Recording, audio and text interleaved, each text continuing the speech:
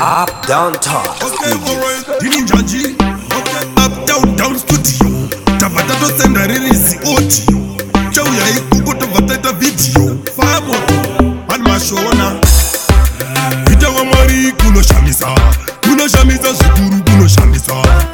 Vita wa mari kuno shamisa. Kuno shamisa zikuru kuno shamisa. Vita wa mari kuno shamisa. Kuno shamisa zikuru kuno shamisa. Vita wa mari kuno shamisa. Kuno shamisa zikuru kuno shamisa. Anokupa zeta za wairota. Anokisa pa bike. Overtenga motata. Anokupa iri wife. Over pamugota. Anokubisa ndara. Over agupa maguta. Agandi pa life kubandi chire modiki. Die anondi pa foshoro wane piki.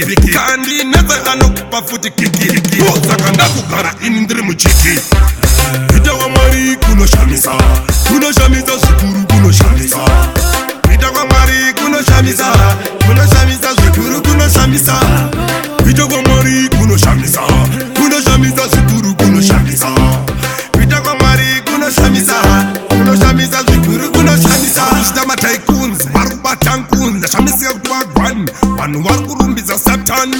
Hanzi indo style and pattern. Ngatitende kuna mari yuwesha mari kutitite mari ngati samwendare. Usaite confusion. Mari njani ta life go delusion. Yeah, foot and my conclusion. Vita wa mari kuno shamisa. Kuno shamisa zikuru kuno shamisa. Vita wa mari kuno shamisa. Kuno shamisa zikuru kuno shamisa. Vita wa mari kuno shamisa. Kuno shamisa zikuru kuno shamisa. Vita wa mari kuno shamisa. Kuno shamisa zikuru kuno shamisa. Anokupa zeta za wairota. Anokubisa pa bike. Overtenga motata. Anokupa iri wife. Over pamugota. Anokubisa ndara. Over agupa maguta. Agandi pa life kubandi chiri modiki. Die anondi pa foshoro wane piki. Kandi neta anokupa futi kiki. Osakanda kukara inindri muchiki. Vita wa mari kuno shamisa. Kuno shamisa zikuru kuno shamisa. Vita wa mari kuno shamisa. Kuno shamisa zikuru kuno shamisa. Vita wa mari kuno shamisa. Kuno shamisa zikuru kuno shamisa. Vita wa mari kuno shamisa. Kuno shamisa zikuru kuno shamisa.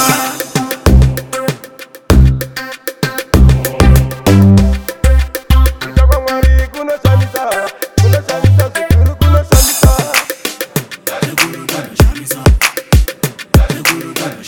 Famoto. Vita wa mari kuno shamisa. Kuno shamisa zikuru kuno shamisa.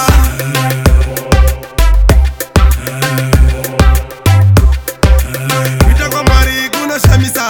Kuno shamisa zikuru kuno shamisa.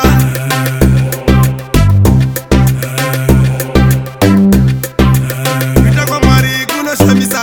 Kuno shamisa zikuru kuno shamisa.